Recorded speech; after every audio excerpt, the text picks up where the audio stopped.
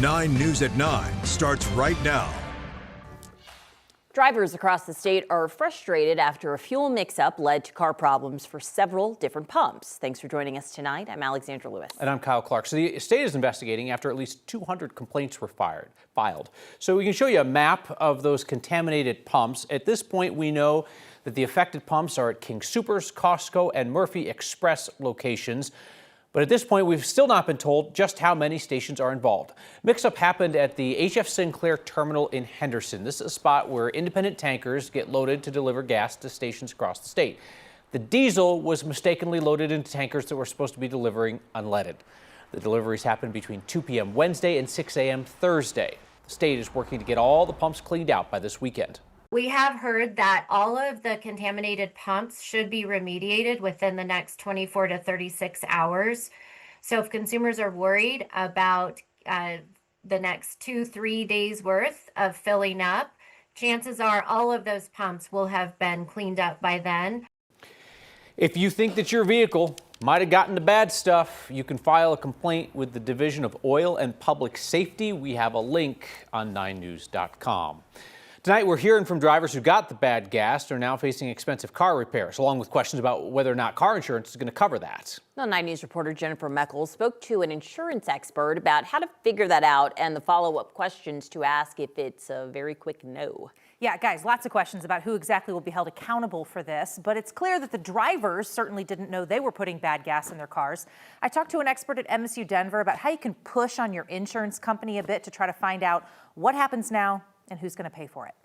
First question, would insurance even cover damage caused by the wrong gas in a car? The claims that I have seen like this, I mean, not at this scale, but claims where somebody's put the wrong gas in their car turned out to be a covered claim. But that is very particular to the language of the particular policy that you have. Eric Blomfeld teaches at MSU Denver's College of Business. He's a lawyer with background in insurance and risk management. He says drivers should call their insurance company with this question first. So if you have a personal auto policy, the question is this the type of peril, it's called, that's covered by the policy? Peril, a cause of loss under comprehensive coverage, like hail damage or animals. If something happens that causes you to incur property damage, which is what we're talking about here, then that could potentially be covered by the policy because it was something external that caused the damage to the car. The same as if your car would have got hailed on. Blomfeld says if you get told no, ask more questions, like where in that specific policy does it say so? The knee-jerk reaction may be to say, no, that's mechanical failure, but when you look more closely, you realize, no, really, that was negligence, and it wasn't even my negligence. So there's ways that you might want to investigate further and not take the insurance company's answer as the definitive word.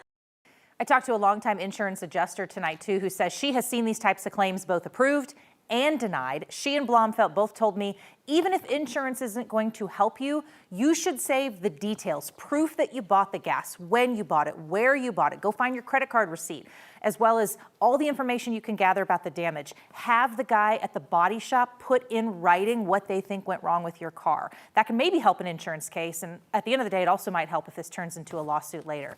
Bottom line, push on this. Don't take the first no, keep asking questions. Jennifer Meckles, 9 News. Good info. So damage from bad gas can be costly. Mechanics say the cars need a complete flush. In most cases, it doesn't require the full replacement of an engine. A flush may take up to 5 hours. It could cost about $1,300. Many of the impacted drivers were met with other unexpected costs just to get a ride. I'm afraid to get a rental car and then get stuck not being reimbursed for that. So I'll drive the company car, which isn't that much of an inconvenience. I'm more worried about the long term. Is there something undiagnosed after they fix this that causes problems down the road? If your car is impacted, experts say it is best to get a tow truck. And remember, save all of your receipts and paperwork. 9 News will continue to cover the contaminated fuel and what comes next for those impacted. You can text GAS to 303-871-1491 for more info, including a list of the gas stations impacted. We'll text you back a link with everything we know so you can know it. We got a touch of the sun today after a storm brought snow to parts of the state overnight. Denver picked up a few inches this morning. Other areas west of town saw a bit more. Let's turn to meteorologist Corey Reppenhagen for a look ahead. Hey, Corey. Hey, Kyle, I don't know if I've ever told you this, but I love snow. And so it's been a rough season for me. We've had like 8 days of winter so far this season here in Denver. So it was great to get that snow in here today. Now, this is the satellite and radar estimate of the snow event that we just went through. Classic southern storm. All the good stuff here to the south of Denver where the red and yellow colors are. So 1 to 5 in the Denver metro area. We got 8 to 12 down into Woodland Park here in parts of Teller County. And here's the big hit just to the east of Colorado Springs. 10 to 18 inches from Colorado Springs out to the east and down to the southeast plains, 8 to 12 in Colorado City. All this yellow here is 3 to 6 inches of snow. So we got some really good snow coverage in some places that really needed it. Here's our storm right now, racing through Kansas right now as we start to dry out, and we're going to stay dry for a while, likely about 10 days. Now, with the clear skies and the snow cover on the ground, the big impact tomorrow morning is going to be these cold temperatures, 12 degrees in Denver. We may see some single digits, negative temperatures all across the mountain towns for us. And then we're going to start to warm things up starting tomorrow afternoon, and we'll be into the 50s for the second day of the stock show. I'll have more information on that forecast coming up in just a minute. Well, Colorado state authorities will be looking into the death of a CU student who was found dead after disappearing last February. The Colorado Department of Public Safety says it has accepted a request to conduct a statutory case review from the parents of Megan Trussell after they identified their daughter as an Indigenous woman. Last May, the Boulder County coroner ruled the 18-year-old's death a suicide after her body was found in Boulder Canyon. Since the beginning, her family has criticized the investigation, prompting them to do their own work. The review is mandated under Colorado law. It requires the state to independently review cases involving Indigenous persons whose deaths were ruled as a suicide or overdose. New video of the shooting that killed Renee Good in Minneapolis on Wednesday is bringing in new criticism. This is video from ICE agent Jonathan Ross's cell phone camera that shows the moments leading up to the shooting, as the woman that he would kill just seconds later offered him friendly words. That's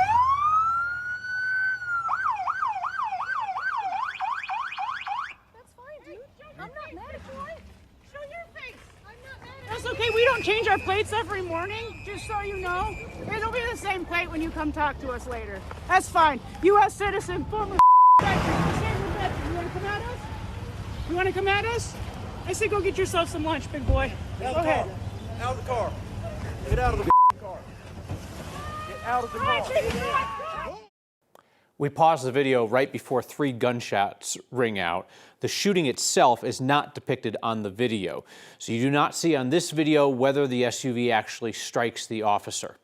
Despite that, Vice President J.D. Vance shared that video on social media, saying that it proves that the agent's life was in danger and that he fired in self-defense.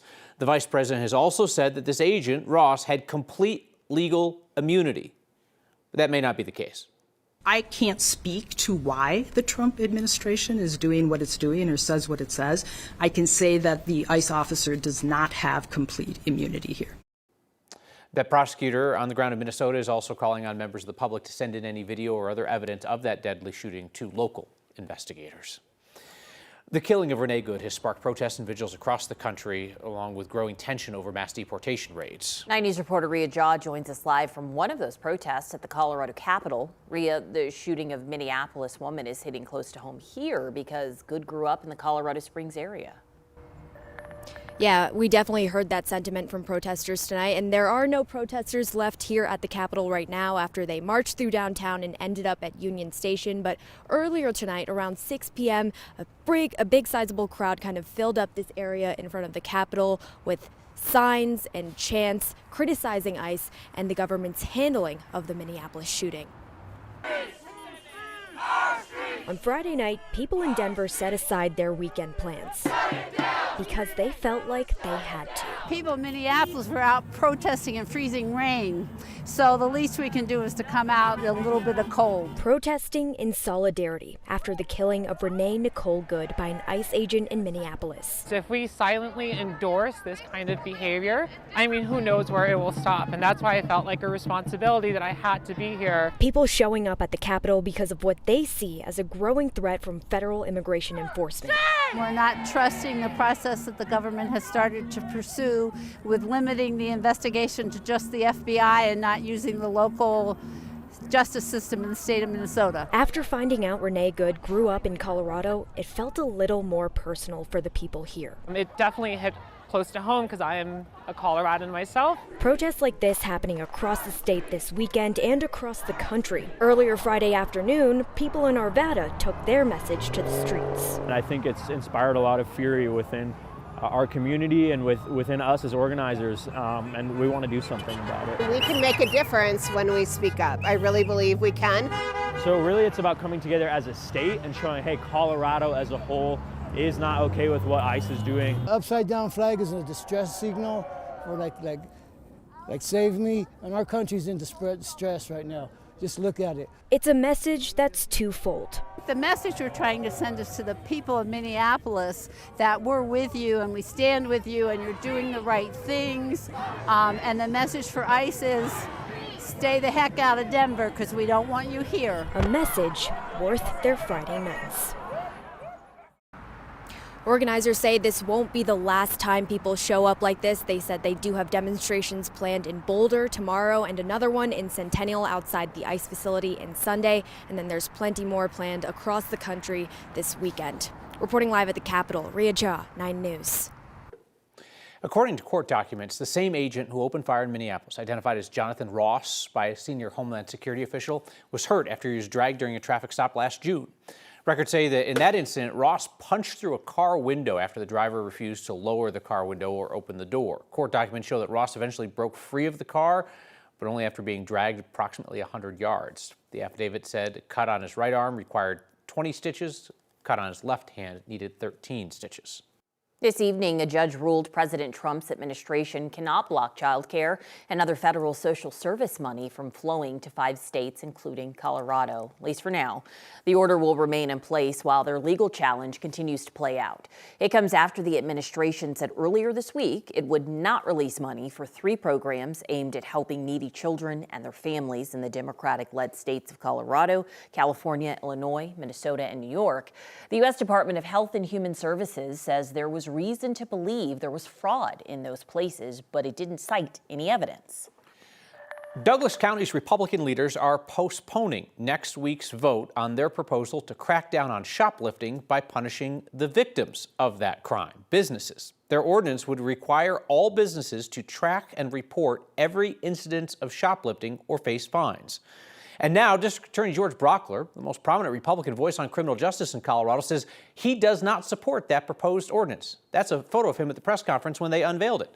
Colorado's most outspoken prosecutor spoke more than twice as long as anybody else at that county news conference announcing the proposed ordinance, but Brockler chose not to mention what he now claims, that he does not actually support the proposed ordinance being unveiled.